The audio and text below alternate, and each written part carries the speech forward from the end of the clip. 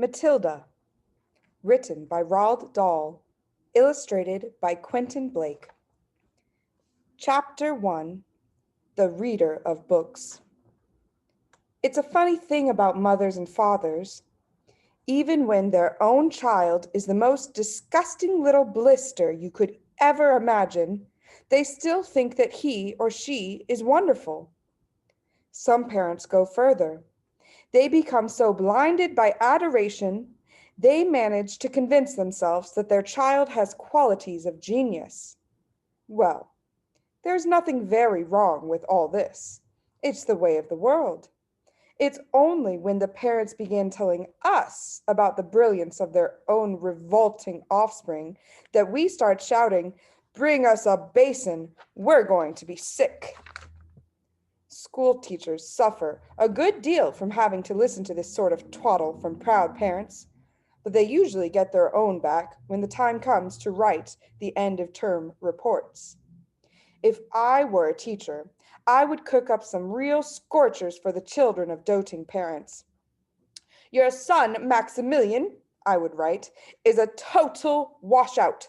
I hope you have a family business you can push him into when he leaves school, because he sure as heck won't get a job anywhere else."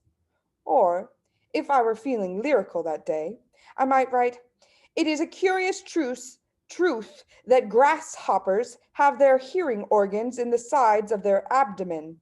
Your daughter, Vanessa, judging by what she's learnt this term, has no hearing organs at all." I might even delve deeper into natural history and say the periodical cicada spends 6 years as a grub underground and no more than 6 days as a free creature of sunlight and air. Your son, Wilfred, has spent 6 years as a grub in this school, and we are still waiting for him to emerge from the chrysalis. A particularly poisonous little girl might sting me into saying, "Fiona has the same glacial beauty as an iceberg, but unlike the iceberg, she has absolutely nothing below the surface." I think I might enjoy writing end-of-term reports for the stinkers in my class. But enough of that. We have to get on. Occasionally, one comes across parents who take the opposite line, who show no interest at all in their children, and these, of course, are far worse than the doting ones. Mr. and Mrs. Wormwood were two such parents. They had a son called Michael and a daughter called Matilda, and the parents looked upon Matilda in particular as nothing more than a scab. A scab is something you have to put up with until the time comes away when you can pick it off and flick it away. Mr. and Mrs. Wormwood looked forward enormously to the time when they could pick their daughter off and flick her away, preferably into the next county or even further than that. It's bad enough when parents treat ordinary children as though they were scabs and bunions, but it becomes somehow a lot worse when the child in question is extraordinary. And by that I mean sensitive and brilliant. Matilda was born both of these things, but above all, she was brilliant. Her mind was so nimble and she was so quick to learn that her ability should have been obvious to even the most half-witted of parents. But Mr. and Mrs. Wormwood were both so gormless and so wrapped up in their own silly little lives that they failed to notice anything unusual about their daughter. To tell the truth, I doubt they would have noticed had she crawled into the house with a broken leg. Matilda's brother, Michael, was a perfectly normal boy, but the sister, as I said, was something to make your eyes pop. By the age of 1.5, her speech was perfect, and she knew as many words as most grown-ups. The parents, instead of applauding her, called her a noisy chatterbox and told her sharply that small girls should be seen and not heard.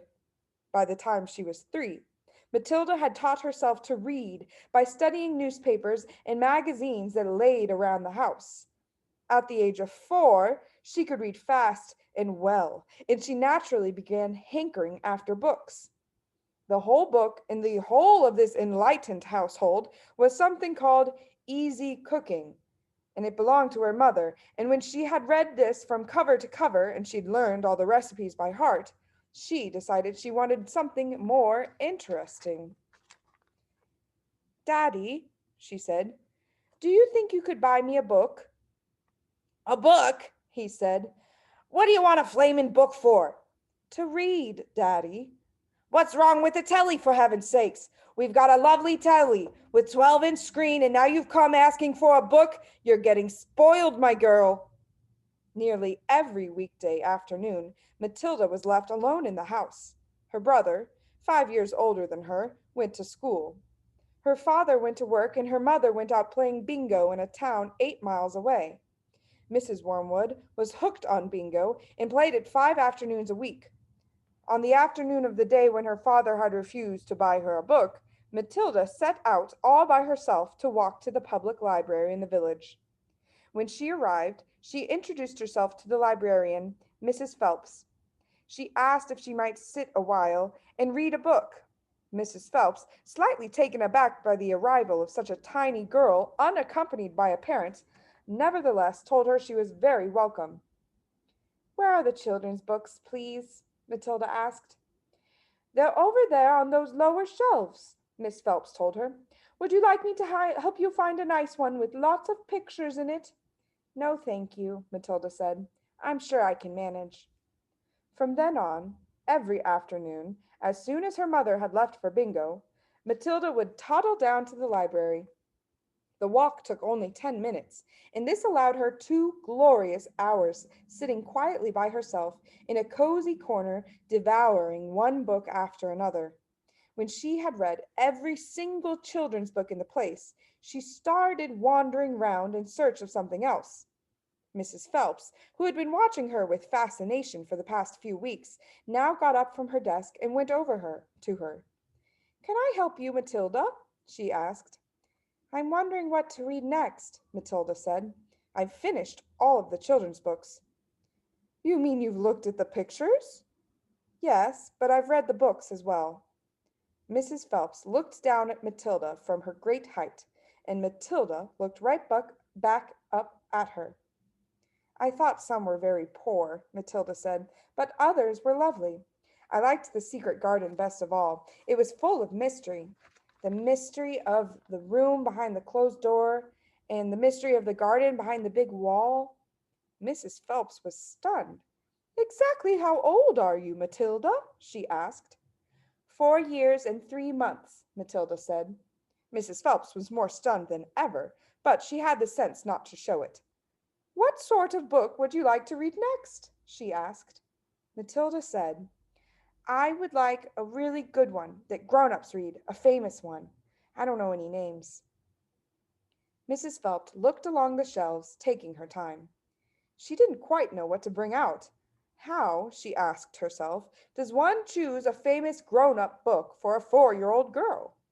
Her first thought was to pick a young teenager's romance of the kind that was written for 15-year-old schoolgirls, but for some reason she found herself instinctively walking past that particular shelf. Try this, she said at last. It's very famous and very good. If it's too long for you, just let me know and I'll find you something shorter and a bit easier. Great Expectations, Matilda read, by Charles Dickens. I'd love to try it. I must be mad, Miss Phelps told herself, but to Matilda she said, Of course you may try it. Over the next few afternoons, Mrs. Phelps could hardly take her eyes from the small girl sitting for hour after hour in the big armchair at the far end of the room with the book on her lap. It was necessary to rest it on her lap because it was too heavy for her to hold up, which meant that she had to sit leaning forward in order to read. And a strange sight it was, this tiny dark-haired person sitting there with her feet nowhere near touching the floor, totally absorbed in the wonderful adventures of Pip and old Miss Havisham and her cobwebbed house, and by the spell of magic that the great storyteller, had woven with his words. The only movement from the reader was the lifting up the hand every now and then to turn over a page. And Mrs. Phelps always felt sad when the time came for her to cross the floor and say, "It's 10 to 5, Matilda." During the first week of Matilda's visits, Mrs. Phelps had to said to her, "Does your mother walk you down here every day and then take you home?" "My mother goes to Aylesbury every afternoon to play bingo," Matilda had said. "She doesn't know I come here." "But that's surely not right," Mrs. Phelps said. "I think you'd better ask her." "I'd rather not," Matilda said. "She doesn't encourage reading books, nor does my father." "But what do they expect you to do every afternoon in an empty house?" "Just mooch around and watch the telly." "I see. She doesn't really care what I do," Matilda said, a little sadly. Mrs. Phelps was concerned about the child's safety on the walk through the fairly busy village high street and the crossing of the road, but she decided not to intervene. Within a week, Matilda had finished Great Expectations, which in that edition contained 411 pages. "I loved it," she said to Mrs. Phelps. "Has Mr. Dickens written any others?" "A great number," said the astounded Mrs. Phelps. "Shall I choose you another?" Over the next 6 months, under Mrs. Phelps' watchful and compassionate eye, Matilda read the following books: Nicholas Nickleby by Charles Dickens, Oliver Twist by Charles Dickens, Jane Eyre by Charlotte Bronte, Pride and Prejudice by Jane Austen, Tess of D'Urberville by Thomas Hardy, Gone to Earth by Mary Webb, Kim by Rudyard Kipling, The Invisible Man by H. G. Wells, The Old Man and the Sea by Ernest Hemingway, The Sound and the Fury by William Faulkner, The Grapes of Wrath by John Steinbeck, The Good Companions by J. B. Priestley, Brighton Rock by Graham Greene, and Animal Farm by George Orwell.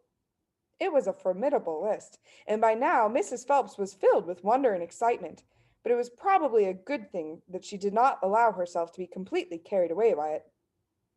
Almost anyone else witnessing the achievements of this small child would have been tempted to make a great fuss and shout the news all over the village and beyond, but not so Mrs. Phelps. She was someone who minded her own business and who had long since discovered it was seldom worthwhile to interfere with other people's children. "Mr. Hemingway says a lot of things I don't understand," Matilda said to her, "especially about men and women, but I loved it all the same. The way he tells it, I feel I am right there on the spot, watching it all happen." "A fine writer will always make you feel that," Mrs. Phelps said, "and don't worry about the bits you can't understand. Sit back and allow the words to rush around you like music." "I will, I will." "Did you know," Mrs. Phelps said, "that public libraries like this allow you to borrow books and take them home?" "I did not know that," Matilda said. "Could I do it?" "Of course," Mrs. Phelps said. "When you have chosen the book you want, bring it to me so I can take note of it, and it's yours for 2 weeks. You can take more than one if you wish." From then on, Matilda would visit the library only once a week in order to take out new books and return the old ones. Her own small bedroom now became her reading room, and there she would sit and read most afternoons, often with a mug of hot chocolate beside her. She was not quite tall enough to reach things around the kitchen, but she kept a small box in the outhouse, which she brought in and stood on things in order to get whatever she wanted. Mostly it was hot chocolate she made, warming the milk in a saucepan on the stove before mixing it. Occasionally she made Bovril or Ovaltine. It was pleasant to take a hot drink up to her room and have it sit beside her as she sat in her silent room reading in the empty house in the afternoons. The books transported her into new worlds and introduced her to amazing people who lived exciting lives. She went on olden day sailing ships with Joseph Conrad. She went to Africa with Ernest Hemingway and to India with Rudyard Kipling. She traveled all over the world while sitting in her little room in an English village.